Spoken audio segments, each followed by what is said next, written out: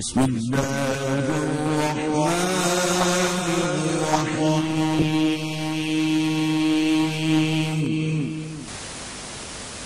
جو میرے سامنے کتابیں ہیں ان کتابوں کے حوالے سے اللہ کی قسم بتلا رہا ہوں، میں نے شیعوں کو بھی اتنا جھوٹا نہیں دیکھا ہے جتنا میں نے ان حنفی مولویوں کو جھوٹا دیکھا ہے۔ اللہ کی قسم بتلا رہا ہوں، میں اس نتیجے پر پہنچا ہوں کہ اگر کسی کو کذاب یا جھوٹا کہنا ہو تو اسے یہ نہ کہو تو جھوٹا ہے، اسے کہہ دو تم حنفی ہو کیا۔ اللہ کی قسم بتلا رہا ہوں، اس قدر جھوٹ اور اس طرح آنکھوں میں دھول جھونکتے ہیں کہ رب ابھی میں بتاؤں گا دلائل ہیں۔ کوئی فالتو کچی گولیاں ربانی نہیں کھیلتا ہے، اللہ کا فضل ہے۔ بسم اللہ الرحمن الرحیم۔ محترم سامعین، 4 شعبان سن 1421 ہجری کی اس تقریر کا کلپ آپ نے سنا۔ نمبر 1، اس نے اللہ کی قسم کھا کر کہا کہ شیعہ اتنا جھوٹا نہیں جتنا کہ حنفی مولوی ہے۔ نمبر 2، اس نے اللہ کی قسم کھا کر کہا کہ کسی کو کذاب یا جھوٹا کہنا ہو تو اسے کہو کہ کیا تم حنفی ہو۔ نمبر 3، اس نے اللہ کی قسم کھا کر کہا کہ حنفی جھوٹ بولتے ہیں اور آنکھوں میں دھول جھونکتے ہیں۔ نمبر 4، اس نے کہا کہ ربانی کچی گولیاں نہیں کھیلتا۔ نمبر 5، اس نے کہا کہ پورا ثبوت ہے اللہ کے فضل سے۔ نمبر 6، اس نے اللہ کی قسم کھا کر کہا کہ نہ ایسی بات بولتا ہوں نہ بولوں گا، نہ ہی میری عادت ہے کہ جس پر کوئی انگلی رکھ سکے۔ نمبر 7، اس نے کہا کہ کوئی بڑا جو غادری آ جائے تو میں اسے انگلی رکھنے کی مہلت نہیں دیتا ہوں۔ محترم سامعین، اس مختصر سی گفتگو میں اس نے 4 دفعہ قسمیں کھا کر اپنے سامعین پر نفسیاتی اثر ڈالا تاکہ وہ اس کے جھوٹوں کو سچ سمجھ لیں۔ میں دور نہیں جاتا کہ اس کی مختلف تقریروں سے اس کے جھوٹ جمع کر کے آپ کے سامنے رکھوں، چونکہ یہ فہرست بہت لمبی ہو جائے گی۔ میں معراج غیر مقلد بہروپیہ کی صرف اسی تقریر سے 13 جھوٹ پیش کرنا چاہتا ہوں تاکہ آپ کو اندازہ ہو جائے کہ یہ شخص قسمیں کھا کھا کر جھوٹ بولتا ہے، نیز اس کے ٹھوس ثبوتوں کی حقیقت بھی واضح ہو جائے گی۔ قرآن کریم پر معراج ہندوستانی کا پہلا جھوٹ۔ اللہ نے فرمایا تھا یکتبون الکتاب بایدیہم ثم یقولون ھذا من عند اللہ، یہ اپنے ہاتھوں سے کتابیں لکھتے ہیں اور کہتے ہیں یہ اللہ رسول کی کتابیں، لو پڑھو۔ اللہ نے فرمایا فویل لہم مما کتبوا، ویل ہے جو یہ لکھتے ہیں اور اس لکھنے کے بدلے جو یہ کمائی کرتے ہیں ان سب کے لیے ہلاکت ہے۔ محترم سامعین، معراج غیر مقلد نے سورہ بقرہ کی آیت نمبر 79 میں فویل لہم مما کتبوا پڑھا، حالانکہ آپ قرآن پاک میں دیکھیں اس میں ہے فویل لہم مما کتبت ایدیہم۔ آئیے قرآن پاک سے ملاحظہ کرتے ہیں۔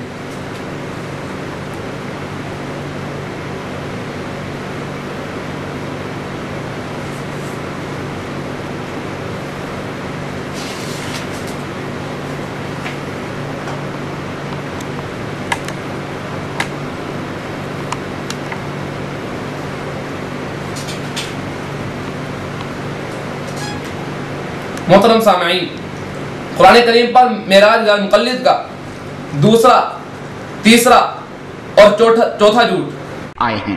اللہ عز و جل نے ارشاد فرمایا ما کان لمؤمن ومؤمنۃ اذا قضى الله ورسوله امرا ان يكون لهم الخيرة من امرهم، کہ نبی کی شان یہ ہے کہ اللہ اور اس کے رسول جس بات کا فیصلہ کر دیں کسی مومنہ عورت کو نہ کسی مومن مرد کو اس بات کی اجازت ہے کہ ان کے حکم کے خلاف سرے منہ بھی حرکت کر سکیں۔ اس نے سورہ احزاب کی آیت نمبر میں ما کانا کو بغیر واو کے پڑھا، حالانکہ آیت نے وما کانا واو کے ساتھ ہے۔ اس نے مؤمناتن سے پہلے لا کو چھوڑ دیا اور ومؤمنہ پڑھا، حالانکہ آیت ہے ولا مؤمناتن۔ اس نے مؤمنہ کا ترجمہ کیا مومنہ مرد و عورت، حالانکہ اس کا ترجمہ ہے مومنہ عورت۔ افسوس کہ جس کو مومنہ کا ترجمہ بھی نہیں آتا، جس کو مؤمنہ کا ترجمہ بھی نہیں آتا، وہ بہروپیہ بن کر اپنے آپ کو فضیلت الشیخ کہلاتا ہے۔ شرم تجھ کو مگر نہیں آتی، صحیح بخاری شریف پر معراج غیر مقلد کا 5واں 6واں اور 7واں جھوٹ۔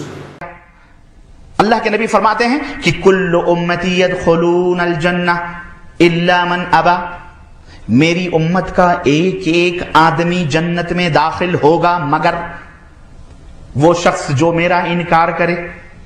قیل ومن اباک یا رسول اللہ، من اباک یا رسول اللہ، اے اللہ کے نبی آپ کا انکار کون کرے گا، کیسے ہوگا آپ کا انکار؟ تو اللہ کے نبی نے فرمایا من اطاعنی دخل الجنہ، جو میری اطاعت اور پیروی کرے گا وہ جنت میں جائے گا۔ ومن عصانی فقد ابا، جس نے میری باتوں کی نافرمانی کی گویا اس نے میرا انکار ہی کر دیا۔ محترم سامعین، صحیح بخاری شریف میں اس حدیث کا صحیح لفظ قالو ہے، اس نے قالو کو بدل کر قیلا پڑھا۔ صحیح بخاری شریف میں حدیث کا لفظ ہے ومن یابا، اس نے حدیث شریف کا یہ لفظ بدل کر جھوٹ بول کر پڑھا ومن ابا کا۔ صحیح بخاری شریف میں قالو کے بعد ہے یا رسول اللہ، جبکہ معراج خائن نے اس کو یہاں سے ہٹا کر اگلے لفظ کے بعد رکھ دیا اور قالو یا رسول اللہ ومن یابا کی بجائے پڑھا قیل ومن اباک یا رسول اللہ انا للہ و انا الیہ راجعون۔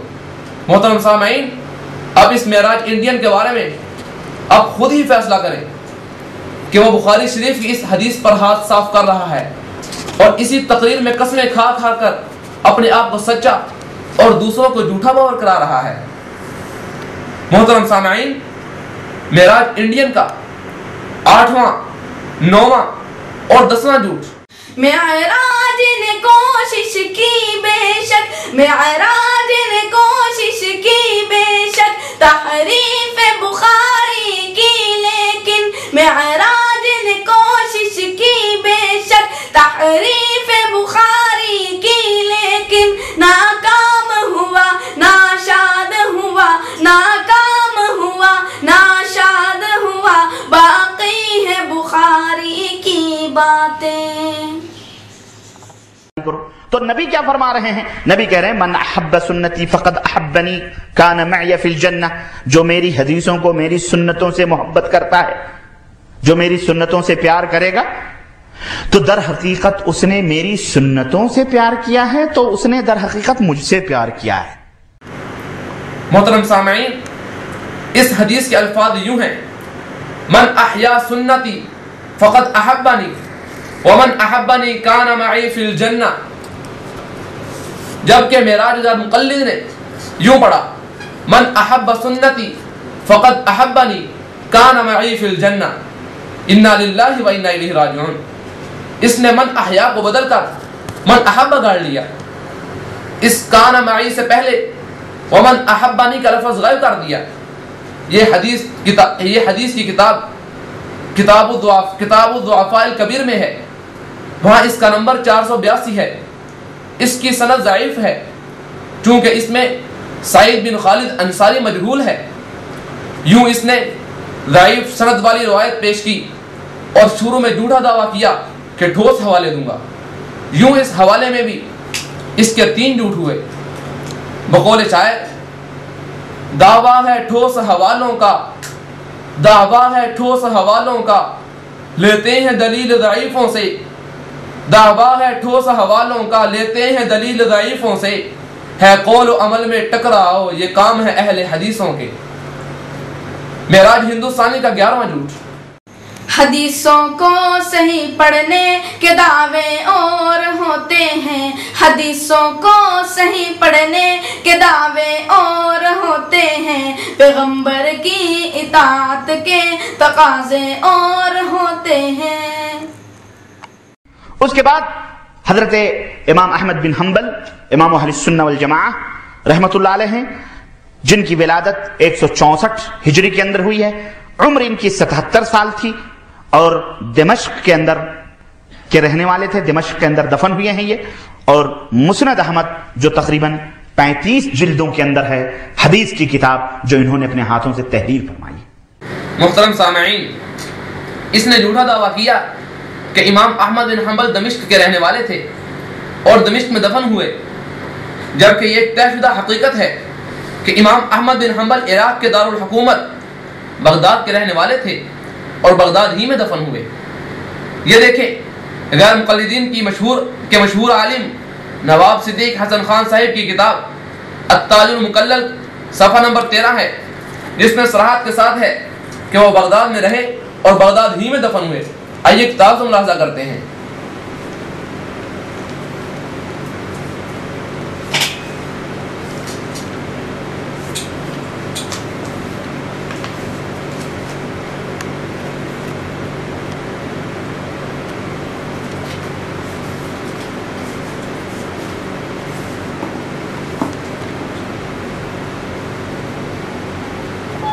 تو محترم سامعین، واضح رہے کہ یہ کتاب التاج المقلل مکتبہ دارالسلام غیر مقلدوں نے چھاپی ہے، اور امام احمد بن حنبل کا تعارف سب سے پہلے 1 نمبر میں لکھا ہوا ہے۔ کاش کہ تو اس کی شکل ہی دیکھ لیتا تو یہ جھوٹ تو نہ بولتا، لیکن تیری حقیقت بقول شاعر، تجھ کو شاید خود نہیں معلوم اپنے گھر کی بات، تجھ کو شاید خود نہیں معلوم اپنے گھر کی بات، جب بصیرت ختم ہو تو کیا پتا دن ہے کہ رات۔ معراج غیر مقلد کا 12واں جھوٹ۔ محترم سامعین، اس معراج غیر مقلد نے یہ جھوٹا دعویٰ کیا کہ امام احمد بن حنبل رحمہ اللہ کو 1,00,000 حدیثیں یاد تھی، جبکہ یہ دیکھیں تمہارے ہی غیر مقلد عالم نواب صدیق حسن خان صاحب کی کتاب التاج المقلل کے صفحہ نمبر 13 پر لکھا ہے کہ غیر مقلد نے کہ امام احمد بن حنبل کو 10,00,000 حدیثیں یاد تھی۔ کتاب سے ملاحظہ فرمائیں۔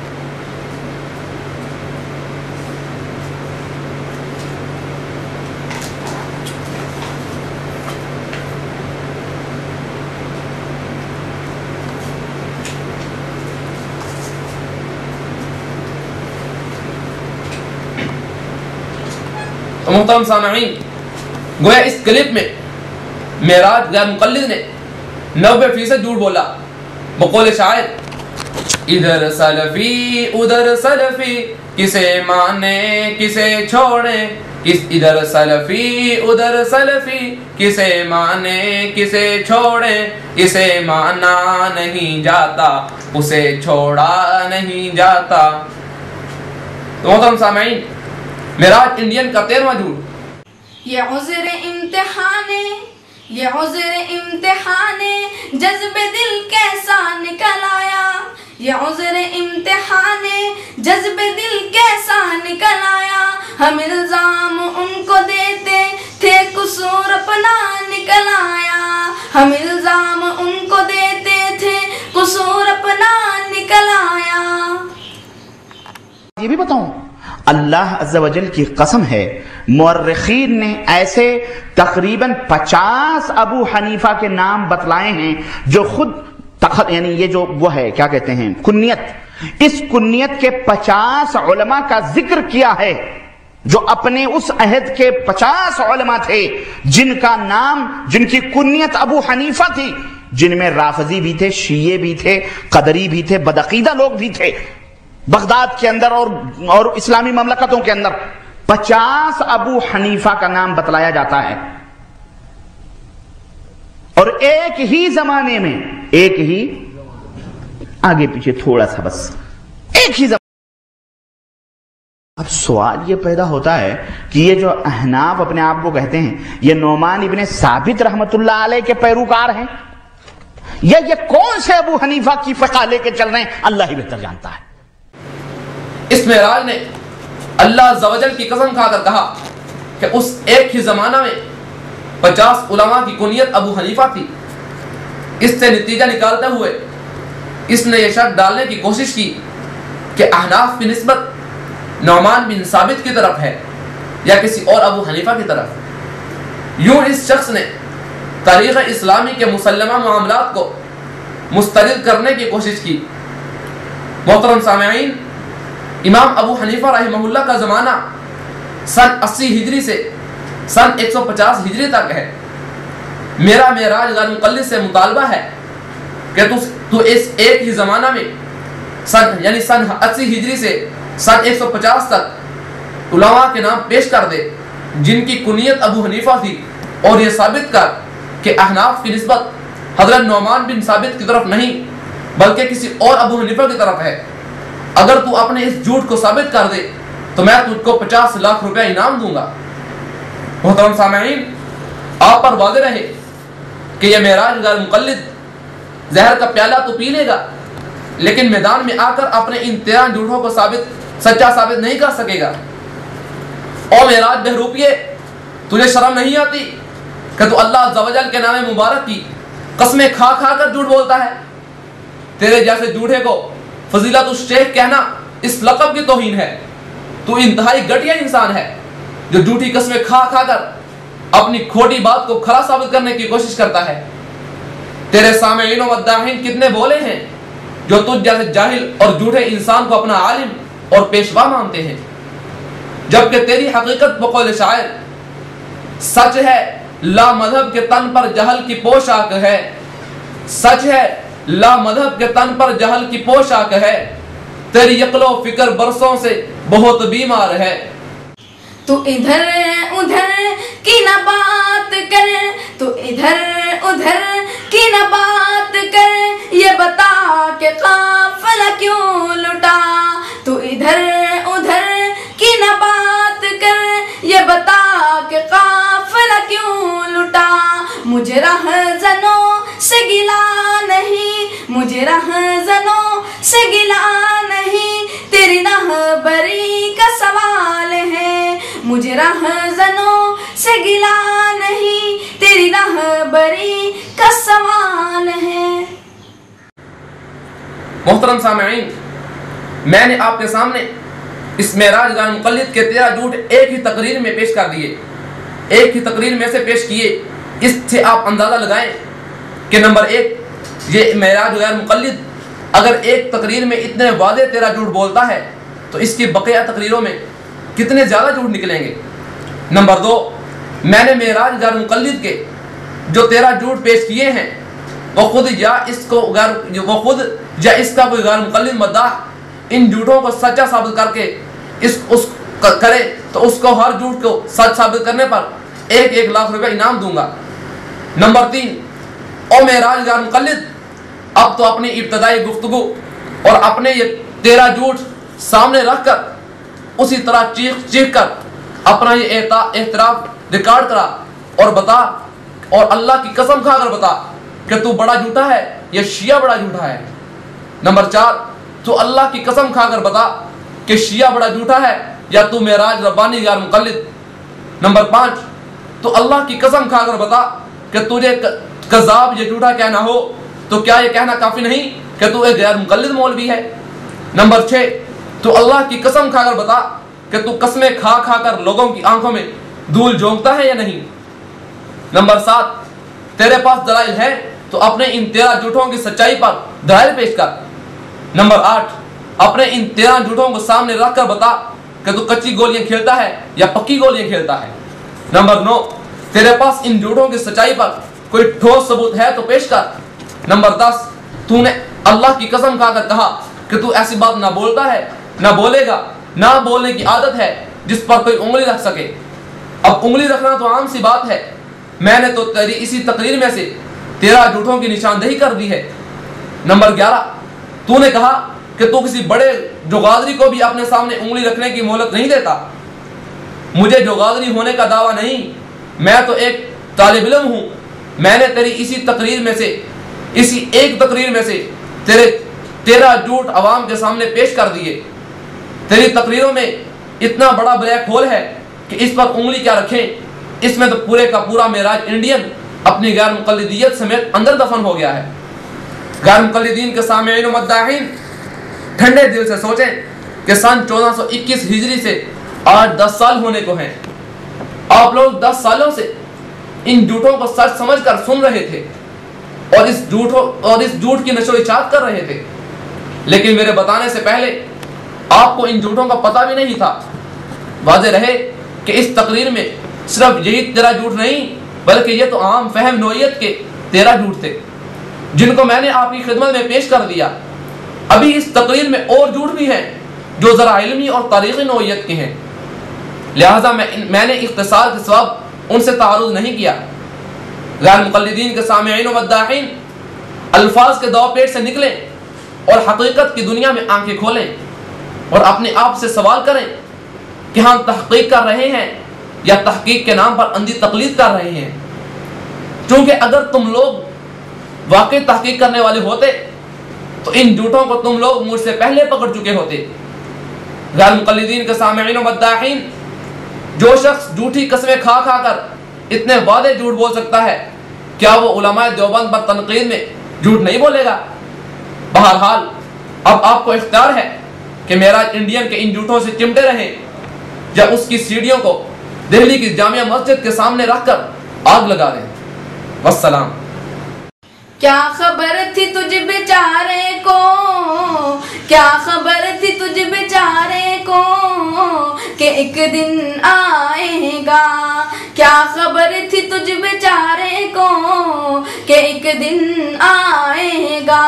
جب تمہاری دھاندلی کا، جب تمہاری دھاندلی کا راز سب کھل جائے گا، جب تمہارے جھوٹ کا، جب تمہارے جھوٹ کا راز سب کھل جائے